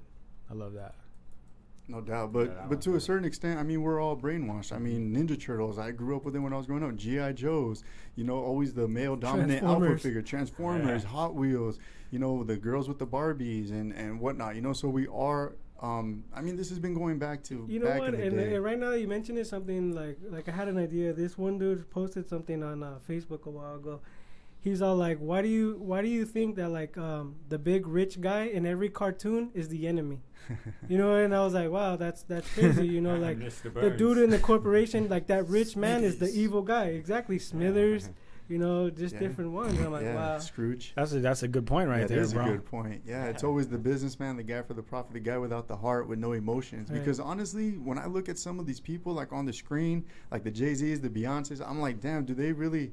I don't know. This is just my point of view of looking at it. Is like, do they realize, like Kanye, I can't stand this guy. Do they understand the damage they're doing to their people more instead of helping them? It's like they're bidding on an $85 million home. Like, damn, like. Dude, you're her like one earring from Beyonce is like $42 million, and I'm like, dude, I can't even make $100,000 in a year. And people are gonna rebuttal like, oh, you're just jealous. It's like, no, I'm not jealous. It's just that this is the point in time for them that they have the money to really be that civil leader, to be the leader, to go be like, yeah, you know what, I might have done this or promoted that. Hey, and they are though, because Jay-Z is actually going to be talking to the government about the Eric Gardner case in New York. Yeah, no, it's true. And this guy talks about raping girl or hooking up with any girl and killing dudes. Like, but then again, that's what it takes. He has to get that $85 million so that he could have access to these other people. Like, look, it's about money to you. Check it out. I got this too. So I could understand. I didn't think about that. You have to think about it that way, bro. You have to selling your soul to get to the demons. Hey, he might be an insider. You never know who's a double agent or who's what. I could sit here. I don't know Jay-Z. I don't know this guy. And I've seen interviews of him when he was going to do his concert. Wow. And this guy was like, you know what? I didn't expect all this. He's like, I'm just your average guy. And this guy, when they do talk to him, he does seem like pretty normal. He doesn't seem all flamboyant and stuff like that. And like, I don't know, dude. What about Lil Wayne? You telling me about that. Oh, Lil Wayne. Again, I mean, he grew up around older guys. So all he saw was the gangbanging, the bitches. I mean, he was got $1 million cash when he turned 16. Right. I mean, which 16-year-old could give him $500 right now? He's gonna be happy as hell. Exactly. Give somebody, you know what I'm saying? That much money at that young age, you're gonna be like, oh. So I can't doubt that maybe over the years he is seeing what he's causing and he has become enlightened. I mean, he just got admitted into the Zulu Nation. That's usually like the top, like Africa Bambaatas in that, like Common, I believe. There's certain, even Ice Cube's in it too. But there are certain individuals that, hopefully lead in the right direction. And I'm all about benefit of the doubt. I don't listen to Lil Wayne. I used to have homies that I would record with, and I saw a bunch of them after a while. They were coming and they were trying to sound kind of like Lil Wayne and this, and I'm like, dude, what the fuck are you doing? Like, you had your own craft. Like, you had your own individualism. You had your own art form. I'm like, why are you? But it's just they're so big, man, and they see the bitches. They see the money. It's just they want that, bro. But let me say something about the word real again. I want to back up on that because Tupac is well known for saying, I'm the realist. And what he was saying was he was a realist. he was being real about, what's it called? He was being rational about the situation. Like, dude, you know, be honest with it, you know, instead of, it's a very clouded word, because you hear the word real, like that dude is like, he ain't lying, basically. He ain't lying. Right. Instead, he was saying, I'm a realist. And if you look up the word realist, that was from the, another thing he took was the, not Illuminati, what do you call himself? Machiavelli. Thank you. Machiavelli was a realist. A realist. Learn that word. Funny thing is that 90% of Tupac fans would never realize that he's not saying I'm the realist. I'm the realist. He's a realist. Yeah. Which means that he doesn't look at things like. Very true. Right. And he goes by what's happening. And, you know, that's a big confusion, because people take his word for granted as he is a, you know, just a genuinely honest dude. And in fact, he was, like Mike said in some of his songs, like, hey, he was just in the heat of the moment. He was saying what he wanted to say, and it influenced a lot of people. And that's why I think this whole Cali Life shirt has a big influence, because of Tupac and because of Dr. Dre and Snoop Dogg.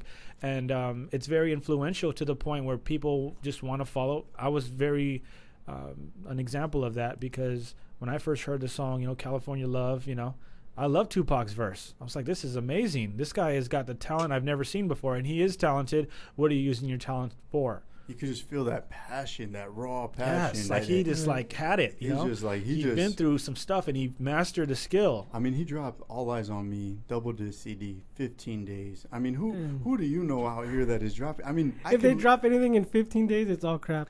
Yeah. and to be a double CD where you could put the CD in and just let it play. And that's what I try to argue with people. I'm like, I don't want to skip to song. Oh, check out song 6. It's dope. It's like, dude, I want to. Don't tell me that when you're giving me your mixtape or your EP, or so, just be like, yo, listen to all of it and then give me some feedback. You know what I mean? But back on the Tupac thing, that I want to just say really quickly too, is that I went back to see like all these interviews back in like 93, 92, totally different time frame. But he was saying similar things that we're kind of saying. He was like, I don't understand how these millionaires got these houses with 40 rooms and 50 cars when they only have 2 kids. Like, what you need to do is feed the homeless. And he was going on a lot of good things that I agree with. Yeah. And I was just like, man, like, this guy really was dope. Like, he obviously, you know, the fame, the money. He got influenced. Again, who was he around, bro? Yeah. Suge Knight, bro. Well, you know who he was dating? He was dating one of the Kennedys. And, you know, that's money, dude. Kennedy. That family is pure rich, dude. That's why they're up there, you know, running for government, because you got to have that money. And that's was why dating they're killing them. Yeah, right? That's crazy. Yeah. What they say is like a Kennedy curse. I mean, it's come out, you know, it was just recently, I think, because they're real people, man. That the FBI finally said, like, yeah, we had something to do with the assassination of Martin Luther King. But is it on the main media? No. Is it, you know, it's just, it goes to show you. And just like people believe everything on the internet, people also discredit everything on the internet. A hoax, yeah. Oh, you read that on the internet? Conspiracy. Come on. You expect me to believe that? That was on the internet. True. You know what I saw on Fox 11 this morning? What was that? No, I'm just saying. It's like automatic truth. Yeah. It's automatic truth. It's like it's validated because this person. They wouldn't put that on TV. Exactly. But if it's for the masses, it's not healthy. I always said that if it's for everyone, it's not healthy. You know, they got to feed the people. We had a conversation on food. You know, they have to feed the masses, man, and you got to make it as fast as you can. People want to eat, man. And why do we have the most obese people in America? Well, because they are addicted to this food that's made by scientists. Double cheeseburgers are $1. You were talking about Illcap, and it's affordable. You were talking about how they have triggered the senses. They know what your eyes want to see. They know what your taste buds want to taste. They know what your nose wants to smell. It's colors, everything. It's a science, bro. And until we can realize that as people, you know, this is my whole agenda thing. This is my life. You know, if you don't live for something, you'll die for nothing. You know, we're all going to die. Like Mike said, you know, we're all going to die. But what are you going to die for? There's this other quote. If you don't open your eyes to realize real lies, you know, like there's some other along those lines. Didn't Tupac say something like that? Real lies. Real eyes recognize real lies. something like that. I know it's been quoted by certain people, but yeah, man, it's just, you know, it really comes out to you. I don't try to force my opinion on nobody. I used to do that, and I was more of I was just always in a bad mood because people just didn't want to hear me out. But now that I've learned to kind of like like with the show, you know, you got to have a little humor in it. Got it. You know, you can't just be like, today we are discussing the lines. You know, it's Like just Bill O'Reilly is just like an angry ass dude. You know, he's always like, "Here's the facts. You know, there's so much hatred going on. Here's the facts. Here's the fact. Here's the facts. Iraq does not like us. Right. So we have to go in there. Danny getting down there, yeah. So No, it's true. what about the egos, man? You know, like these egos that we carry. Here's the thing: I want to tell the population out there, and I know not that many people are listening, but there will be a time when you're going to hear me, and I'm going to say it very clearly. Your ego doesn't mean crap to me. You know, you are just a person like I am that's going to be here for 80 years, maybe if you're lucky.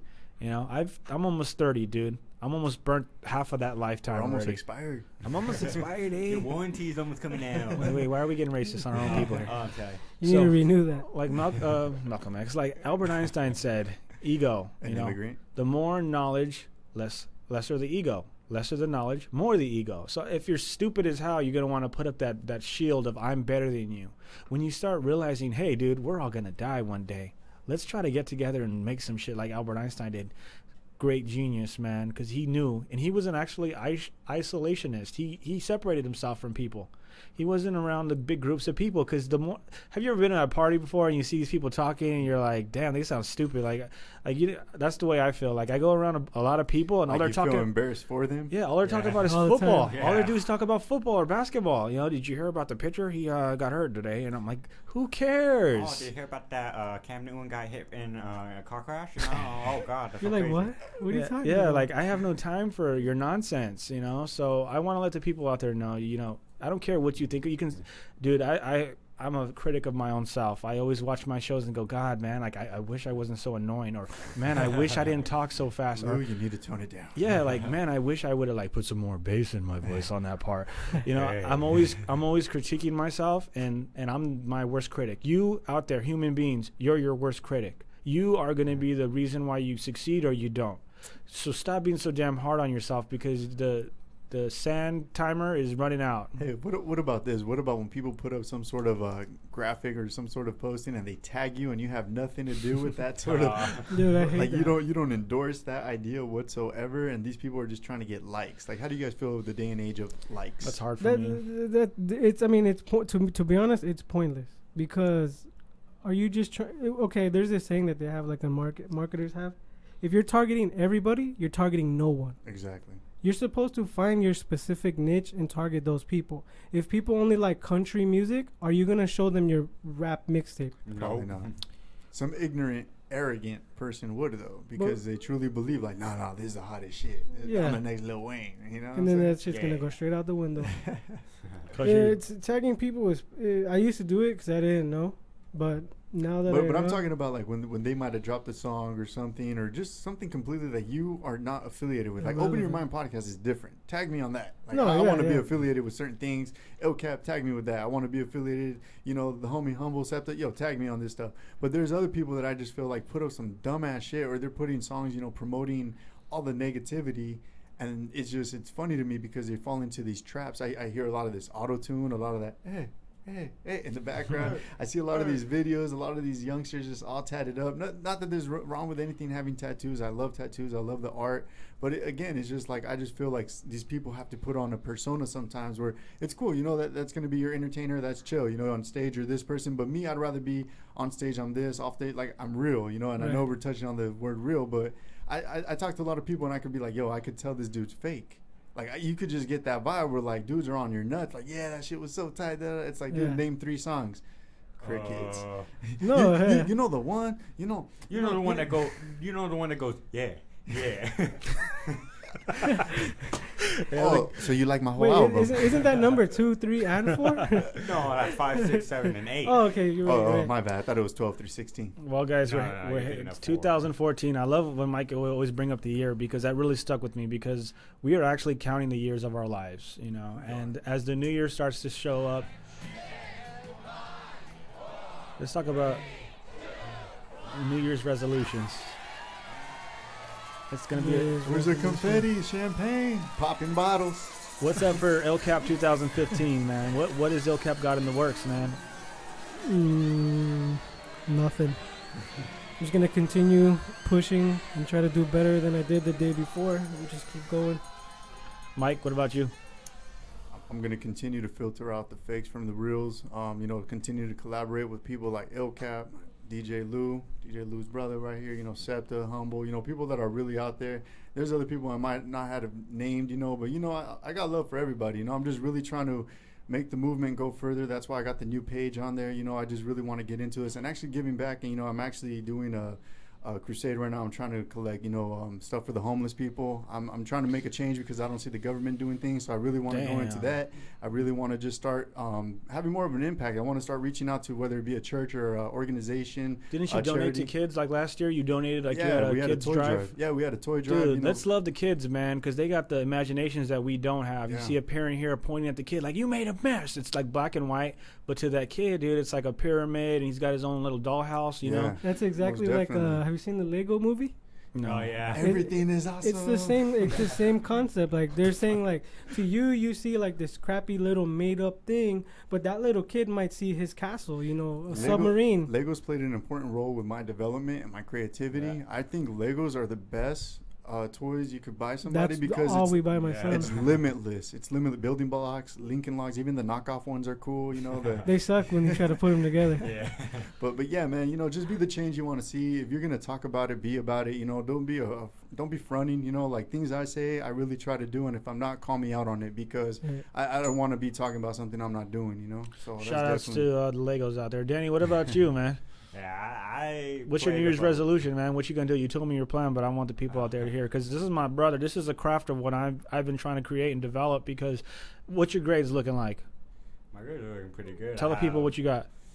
I have like 4 A's and 2 B's.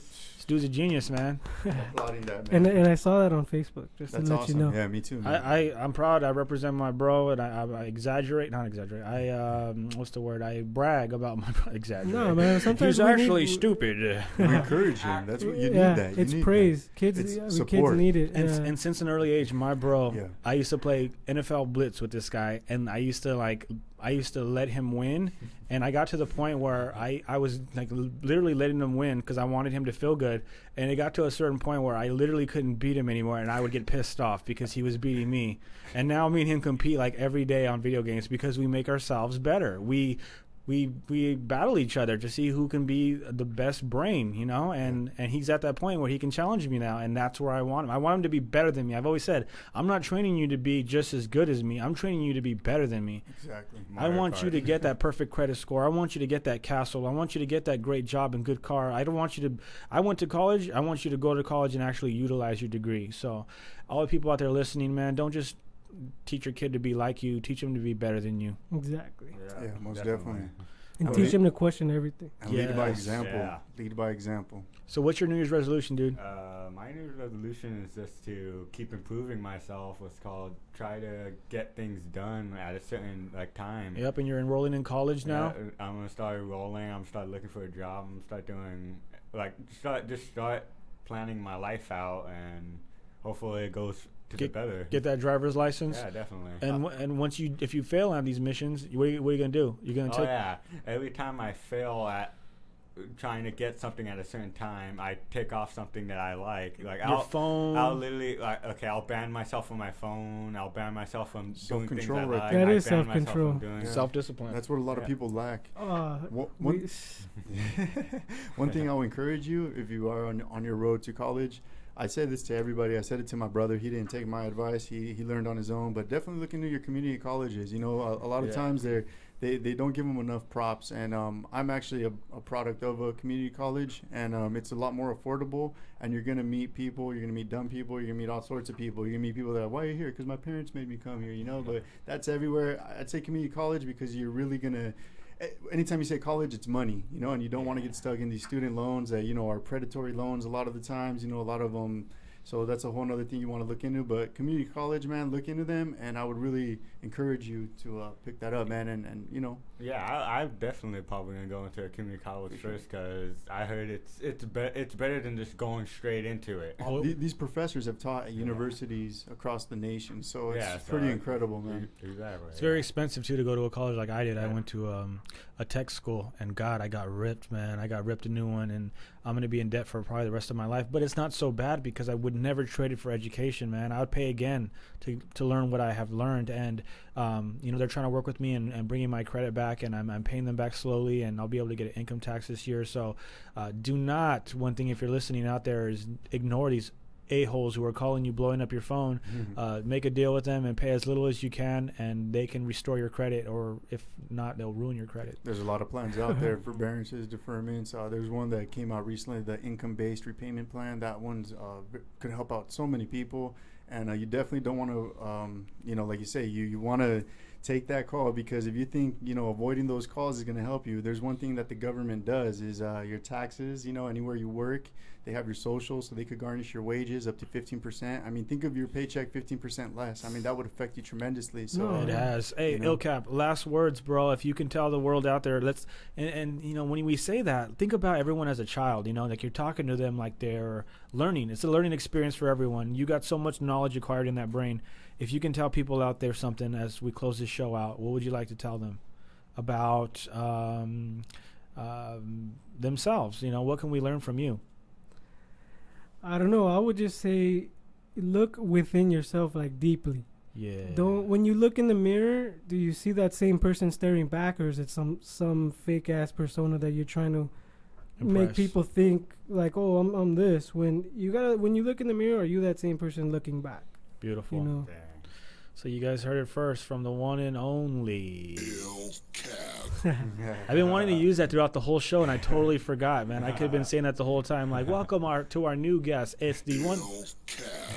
And this guy is one of the best beat makers that has ever lived. So, Mike, any closing words? Just again, I'm going to feed off of Illcap. Believe in yourself. I think this is a statement that is understated a lot of times. It's people always believing in role models, whatever that is. Your role model should be people that you actually have contact with, not somebody on a screen or a movie screen or in a magazine. It should be somebody that you could actually come to for questions. And sometimes they might not have the answers, but if you question, that's going to get you where you need to be. And just believe in yourself. Sometimes it's hard to have that, your own support mechanism, but once you install that in yourself and your brain and your heart and your passion, you're unstoppable, man. Install. Nice. I love that. People, computers, learn it. If you don't know what that is, take the time. It's going to be very hard because it's like a whole nother language of stuff. Yep. And I want to get antivirus your mind. Damn, what's that mean? Delete. Yeah. So once again, we got Illcap here, and Dan, you got any closing statements? It's gotta be hard on a young kid to try to tell people what to do, but you got a lot of knowledge out there, man. Take some of this stuff. John Lennon. John Lennon. Yeah, John Lennon. What is one of his closing statements? I mean, you read his book, dude. You know what he's about. One of his closing statements is be yourself. Don't try to imitate anyone. It's you who impact yourself. Ooh, exactly. It's what's called. You could you don't have to put a face in front of what people are like. Think you are? Yeah, you are. Like you don't have to. Don't give in to the peer pressure, right? And don't give in. And then one of his biggest things is what's called that. I can't. Wasn't he doodling a lot in his book? Yeah, he's really creative. He never tried to put for what it looked stand for. He just put whatever what he thought it was. He thought he put his own mind in a book. Wasn't he one that quoted the more I read about reality, it looks like the more I know, the less I know about stuff, or something like that. Yeah, he said something along those lines, something like that. I have it. I thought I had it. I actually had it on a flyer for one of our previous shows. I know I got it saved in here. There's one quote that he said that a teacher asked him when he was little, what you want to be when you grow up. And he put happy. Exactly. And what's called, she said, did you not get this assignment? And he's like, no, you just don't understand my life. Damn, great statement, dude. Yes. The point is, be yourself because everyone else is taken. Right, mind blown. And one more time, the word real, you got to remember, Tupac was saying it for his point of view, but don't be like someone that you think. He's a revolutionary, don't get me wrong. He wanted to stand up at some point, like Mike was saying, and money got in the way. The word real is not, it can be real fake. You're real fake, so think about that word real. It's been bastardized. It's a blind word like the word hater. Everyone hates something. So don't think you hear a word and it's exactly that, which you interpret. It can be many different things. So we're going to leave you on that. It's that Open Your Minds podcast. Peace. Peace. Peace. Al rato. Open your mind. Hey, what's the illcapbeats.com? Yep. Oh yeah, check that out. illcapbeats.com. Illcapsbeats.com. Is it Beats? Illcapbeats.com. GetHighLimit.com. Yep. Open Your Mind podcast. Check us out on YouTube. We're on YouTube. I don't have a website. You You'll suck. get it. All right.